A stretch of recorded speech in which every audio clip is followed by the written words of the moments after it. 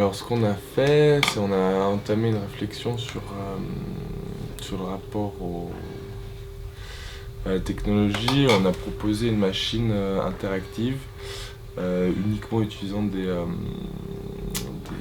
connecteurs et des appareils analogiques. Du coup, c'est à la fois une sculpture et à la fois une machine, c'est-à-dire que c'est une œuvre en tant que telle, une fois qu'elle est statique, mais elle prend vie une fois que les gens commencent à l'utiliser, et elle évolue en fonction de l'utilisation qui en est faite par les gens. L'objectif était de faire quelque chose qui soit suffisamment complexe en termes de nombre de commandes et de mouvements possibles pour que les personnes ne comprennent pas forcément quelles sont les capacités de cette machine et qu'est-ce qu'elle fait. Voilà. Et ça s'appelle La plus belle chose qui soit, ou Le printemps.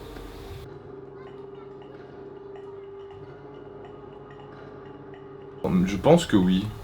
Je pense qu'on n'aurait pas fait la même chose dans le même contexte il y a une vingtaine d'années, parce que nous, notre démarche, notre recherche, c'est de réussir à capter l'attention des gens et à la conserver et à réussir à créer une interaction avec les gens, quoi. Que les gens arrivent et puis se posent la question de ce qu'on offre et puis qu'ils aient envie d'avancer avec ce qu'on fait et puis de trouver leur place dans notre production. Que de ce sens-là, il y a des techniques qui fonctionnent bien, d'avoir des objets interactifs, d'avoir des productions qui sont un peu foisonnantes avec plein de choses à regarder, que ce soit en petite échelle comme on a fait maintenant, où en fait c'est un modèle réduit de ce qu'on peut faire en termes de scénographie par exemple, de manière générale, qui ont tendance à intéresser les gens de manière générale. Mais je pense que dans notre production, étant donné qu'il y a toujours cette recherche de l'interaction avec le public, je pense qu'on aurait de toute façon réussi à produire quelque chose qui aurait ce sens-là, et en produisant quelque chose d'interactif, on en finit toujours par capter l'attention du public, et puis avoir ce rapport entre l'œuvre et puis les personnes qui viennent la voir. Donc je pense que oui, mais pour autant, peut-être que ça aurait paru moins décalé d'avoir quelque chose de purement mécanique il y a une vingtaine d'années, où effectivement les nouvelles technologies étaient moins présentes et puis on s'attendait moins à avoir de l'interaction qui est amenée par du numérique, par des micro-ordinateurs, par des captations d'images en live, par des modulations de son en direct. Toujours est-il que c'est difficile à dire étant donné qu'on fait les choses maintenant et que il y a 20 ans on était encore des petits enfants qui n'avaient pas d'idée de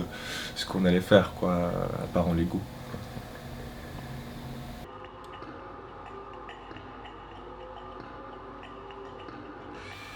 Oui, clairement, il y a toujours une recherche de nous, il y a une recherche permanente d'expérimentation et de faire à la fois d'utiliser de nouvelles techniques, mais aussi de susciter un peu la curiosité ou la surprise ou prendre le contre-pied du public de manière générale. Et donc,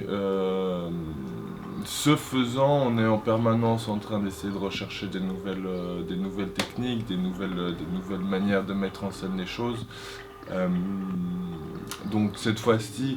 on aura été sur quelque chose de particulièrement peu technique sur un plan informatique, mais c'est des domaines qu'on a vocation à traiter aussi, soit en partenariat avec d'autres collectifs qui viennent apporter par exemple du mapping ou des dimensions un peu plus numériques, soit directement à travers notre pratique où on utilise certains outils de construction, par exemple. Je pense à des graveuses numériques ou à ce genre d'outils, ou alors à faire de la programmation de lumière, autre chose comme ça.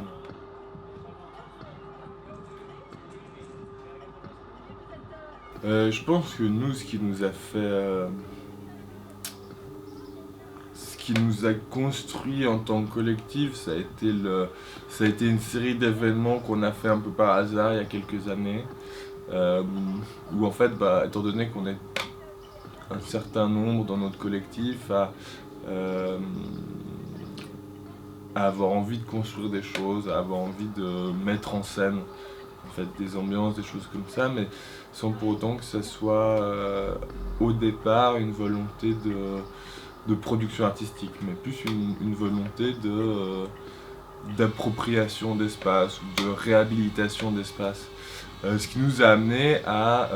notamment dans le cadre d'un festival à Malagnou il y a une dizaine d'années, non un peu moins d'une dizaine d'années, 5 ou 6 ans maintenant, à réhabiliter tout un espace qui était inoccupé. Le retour entre les personnes qui viennent et notre intention qui nous a fait dire en fait il y a quelque chose qui se passe en fait entre ce public qui arrive et nous qui avons proposé quelque chose. Et à partir de là, ça nous a peut-être, dans une certaine mesure, convaincus du fait que cette démarche qui, a priori, était naïve, peut conduire à ce qu'on pourrait appeler une démarche artistique ou une démarche réellement créative qui se détache un peu de l'objet unique qui est produit sur le moment. Et donc là, je pense que ça a contribué à créer un peu ce qu'on est maintenant. Mais je pense que de manière générale, comme je l'ai déjà dit, le fait d'être en perpétuelle expérimentation, on refait jamais ce qu'on a déjà fait que à chaque nouveau projet, il y a un nouvel angle qui est donné, une nouvelle palette d'outils qu'on peut utiliser, qu'on recherche, qui fait que notre spectre tend à changer assez régulièrement en fait dans nos pratiques.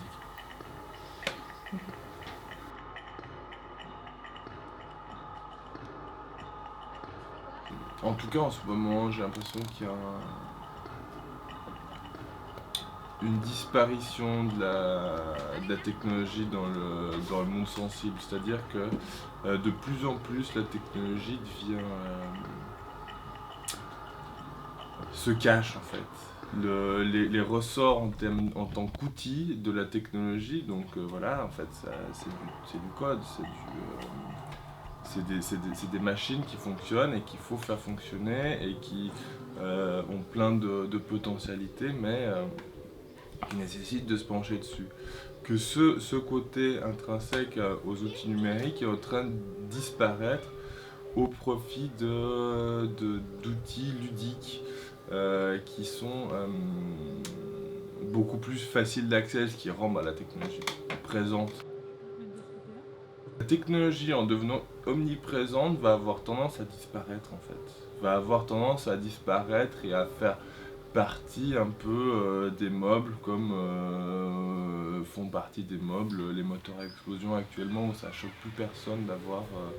des voitures dans la rue alors qu'il y a un siècle, voilà, c'était drama. Donc je pense qu'on pourrait tendre, je pense qu'on tend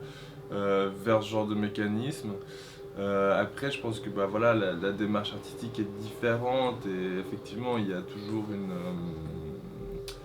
un intérêt et une recherche. Enfin, il y a souvent une recherche à essayer de questionner le présent et essayer de questionner son rapport au monde. Donc, effectivement, peut-être que dans l'art, c'est le lieu où ces objets-là, ces objets technologiques pourront continuer à être questionnés.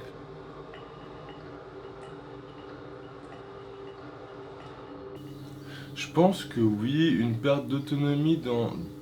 un sens, mais surtout en fait une perte de puissance d'action en fait. La perte de l'impression d'être autonome face à un outil numérique. De se dire en fait c'est moi qui commande et j'ai pas besoin que cet outil me donne le cadre d'utilisation dans lequel je peux l'utiliser.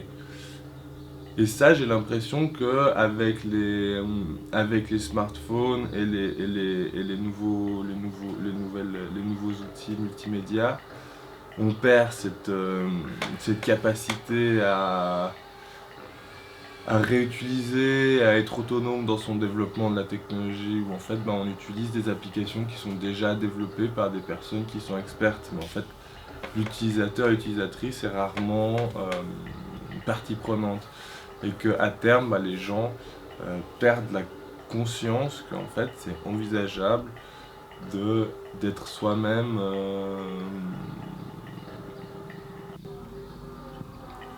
partie prenante en fait dans ce développement-là. Et donc je pense que oui, il y a un enjeu de pouvoir, de savoir qu'est-ce qu'on laisse faire les gens et comment on présente la technologie aux gens euh, pour leur proposer un certain nombre de comportements idéal à avoir avec ce genre d'outils et pourquoi est-ce qu'on leur propose ce genre d'outils.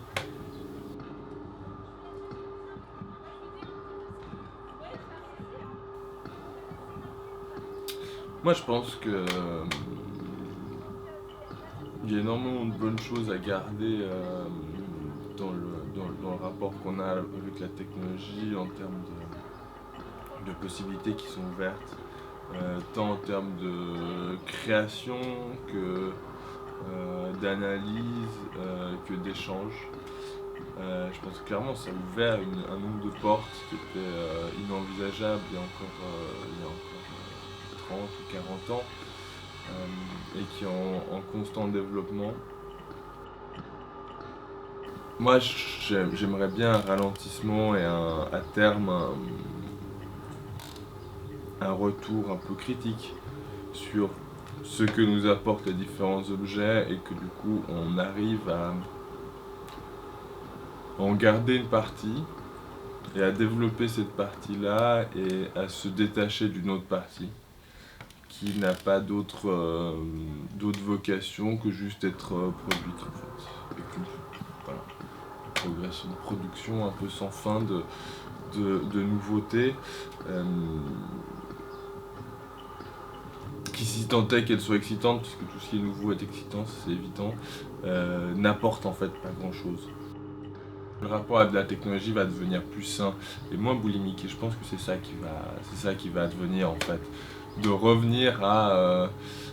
des niveaux technologiques plus équilibrés, typiquement entre des logiciels libres et des logiciels propriétaires, où là il y a un avantage quand même très fort pour les développeurs qui sont assis sur des grosses équipes et qui peuvent se permettre d'être toujours à la pointe de la technologie, mais on voit aussi qu'en fait il y a de plus en plus d'options libres qui deviennent fonctionnelles et qui sont performantes, mais toujours avec un petit cran de retard. Je pense que typiquement ce genre de cran de retard va avoir tendance à diminuer. Euh, je pense que ça sera moins coûteux d'accéder à des grandes puissances de calcul à l'avenir, ou tellement coûteux que ça sera plus équilibré pour tout le monde. Je pense que c'est ça qui va se passer et aller vers plus quelque chose de l'ordre de la technologie communautaire plus que dans la technologie propriétaire. Et je pense que c'est là où il y a un réel intérêt en fait à ces outils technologiques, parce que ça permet effectivement de se connecter, de s'interconnecter, de faire des choses ensemble et puis de développer des nouvelles manières de travailler ensemble. Et là, je pense qu'il y a quelque chose à faire.